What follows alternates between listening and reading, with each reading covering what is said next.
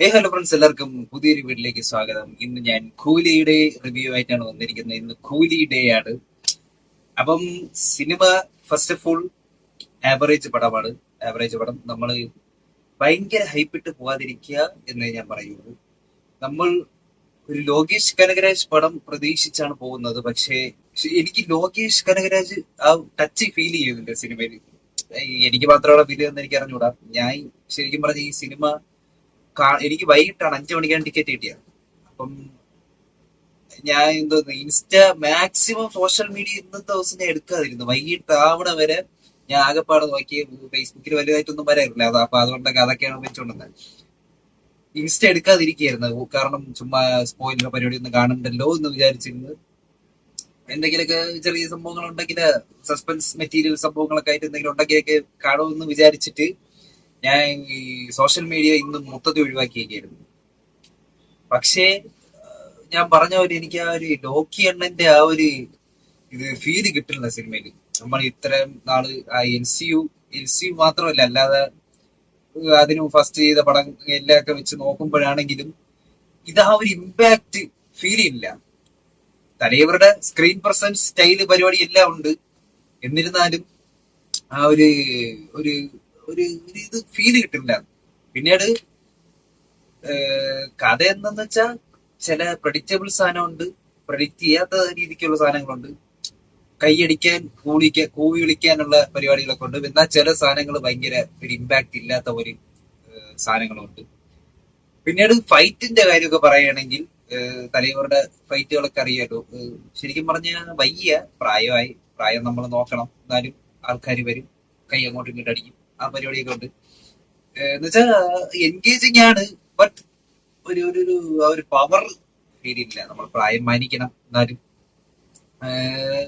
Average പടം. പിന്നീട് cast നമ്മുടെ തലൈവർ സത്യരാജ് ഉണ്ട്, ഉപേന്ദ്ര, ശ്രുതി ഹാസൻ, നാഗാർജുന, സൗബിൻ, പിന്നെ വീണ്ടും കുറെ പേരുണ്ട്. ഈ എനിക്ക് ഉപേന്ദ്രയുടെ അവരുടെയൊക്കെ എൻട്രി ഒക്കെ കൊള്ളായിരുന്നു കേട്ടോ. ഉപേന്ദ്ര ഉപേന്ദ്രയുടെ ക്യാരക്ടർ. പിന്നെ അമീർ ഖാനെ പറഞ്ഞില്ല. അമീർ ഖാന്റെ ക്യാരക്ടർ ഒക്കെ എന്ന് പറഞ്ഞാൽ ശരിക്കും അവരുടെ ക്യാരക്ടറൊക്കെ ക്യാമിയോ ആയിട്ട്, അതായത് ഈ പബ്ലിഷ് ചെയ്യരുതായിരുന്നു. ഓരോ ആൾക്കാരെ പേര് ഇൻട്രൊഡ്യൂസ് ചെയ്ത് ഇടേണ്ട ആവശ്യമില്ലായിരുന്നു. കാരണം ജയിലറിൽ നമ്മൾ ഓരോ ക്യാമിയോസ് ഉണ്ടല്ലേ, ആ ഒരു സംഭവം പോലെ ഉള്ളൂ. ക്യാരക്ടേഴ്സ് കൊള്ളാം, പക്ഷെ അവര് ഒരു ക്യാമിയോ രീതിക്ക് ആക്കി വെക്കണമായിരുന്നു. മനസ്സിലായി, സീക്രട്ട് ആയിട്ട് വെച്ചാൽ കൊള്ളായിരുന്നു. അമീർ ഖാന്റെ ക്യാരക്ടറൊക്കെ എനിക്ക് തോന്നുന്നു അമീർ ഖാൻ ഒരു ഇന്റർവ്യൂവിൽ അറിയാതെ പറഞ്ഞു പോയി. അങ്ങനെ ആയിരിക്കും മിക്കവാറും എടുത്ത് റിവീൽ ചെയ്തത്. അതൊരു പക്ക ക്യാമിയോക്കുള്ള എലമെന്റ് ആയിരുന്നു. പക്ഷെ അമീർ ഖാന്റെ ക്യാരക്ടർ അവസാനം വന്നത് ക്ലൈമാക്സ് കൊള്ളാം, കുഴപ്പമില്ല, രസമുണ്ട് സാധനം. പിന്നീട് ഫ്ലാഷ് ബാക്ക് കാണിക്കുന്നുണ്ട്. ഇതില് ചെറിയ കുറച്ചേ ഉള്ളൂ. ആ ഫ്ലാഷ് ബാക്ക് വിഷയം സാധനമായിരുന്നു കേട്ടോ. അത് നമുക്ക് പഴയ രജനീകാന്തിനെയൊക്കെ കാണാൻ പറ്റും. സീനൊന്നും പറയുന്നില്ല.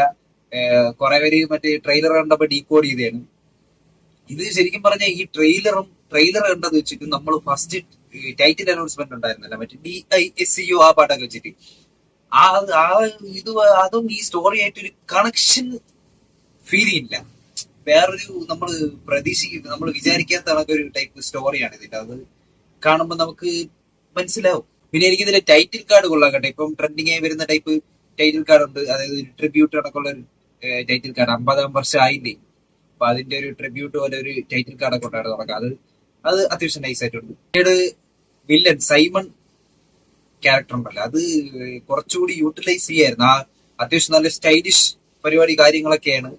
എന്നാൽ ഒരു ഇമ്പാക്ട് ഇല്ലാത്ത വില്ലനായി പോയി. എന്താ വെച്ചാൽ സിനിമ കാണുമ്പം ഒരു മെയിൻ വില്ലൻ ഫീൽ തോന്നുന്നില്ല ആ ക്യാരക്ടർ.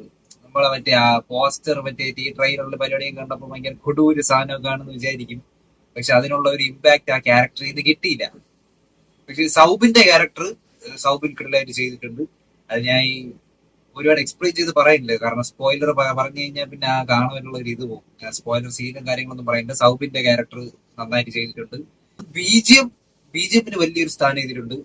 നമുക്ക് തിയേറ്ററിൽ പോയി കേൾക്കുമ്പോഴേ ആ ഒരു ഫീൽ കിട്ടുള്ളൂ. അനിരുദ്ധിന്റെ ബിജിഎംസ് ഒക്കെ കൊള്ളാം.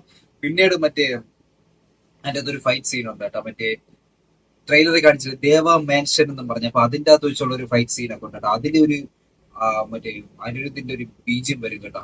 ഒരു ക്ലാസിക്കലും റാപ്പും എല്ലാം കൂടെ ഒരു ടൈപ്പ് ഒരു മിക്സ് ആയിട്ടുള്ള അത് എനിക്ക് റിലീസ് ചെയ്തിട്ടുണ്ടെന്ന് തോന്നുന്നു അതിന്റെ സോങ്. അതും ആ ഫൈറ്റ് സീനൊക്കെ കൊള്ളായിരുന്നു. പിന്നീട് ഇത് ടോട്ടലി സ്റ്റാൻഡ് അലോൺ പടമാണ്. എല്ലാവരും എൽ സി പ്രതീക്ഷ ഒന്നും പോണ്ട, പക്ക സ്റ്റാൻഡ് അലോൺ പടമാണ്. പിന്നീട് ഞാൻ ഈ പറഞ്ഞ പോലെ നമുക്കൊരു ലോകേഷ് കനകരാജ് ടച്ച് വരുന്നില്ല. പിന്നെ പാട്ടുകളുടെ കാര്യം പറയുകയാണെങ്കിൽ മോനിക്ക പാട്ട് കൊള്ളാൻ തകർത്തിട്ടുണ്ട്. പിന്നെ രജനീകാന്തിന്റെ തലൈവരുടെ ഡാൻസ് ഒക്കെ നമുക്കിത് കാണാം. ഈ അടുത്തിറങ്ങിയത് വെച്ച് നോക്കുമ്പോൾ അത്യാവശ്യം ഡാൻസ് കൊള്ളായിരുന്നു കേട്ടോ.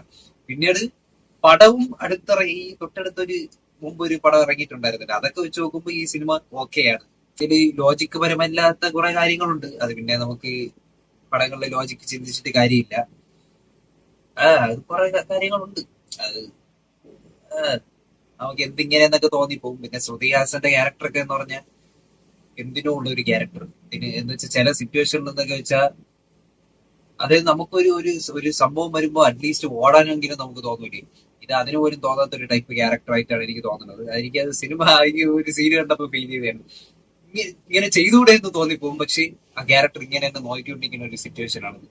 അത് എന്താണെന്ന് എനിക്ക് ഒരു പിടുത്തമില്ല.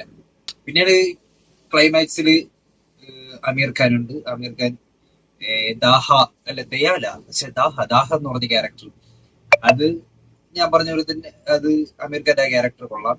പക്ക ഒരു പ്രോപ്പർ ക്യാമിയോ ആയിട്ട് അത് വെച്ചിരുന്നെങ്കിൽ കുറച്ചുകൂടി വർക്കായേനെ. അതായത് ഒരു കുറച്ച് ഇമ്പാക്ട് ഉണ്ടായിരുന്നു. നമുക്ക് ഈ സിനിമ ഒരു കുറെ മാസ് പരിപാടികളുണ്ട്, ഈ കൈയടിക്കാനും കിടന്ന് വിളിക്കാനൊക്കെ ഉള്ള പരിപാടികളുണ്ട്. എന്നാൽ ചില സാധനത്തില് നമുക്ക് ഒരു ഇമ്പാക്ട് ഫീൽ ചെയ്യില്ല. സോ ഫ്രണ്ട്സ്, ഇതാണ് സിനിമയെ പറ്റിയിട്ടുള്ള എന്റെ ഒരു അഭിപ്രായം. നിങ്ങൾ കണ്ടവരാണെങ്കിൽ നിങ്ങളുടെ അഭിപ്രായം കമന്റ് ബോക്സിൽ അറിയിക്കുക.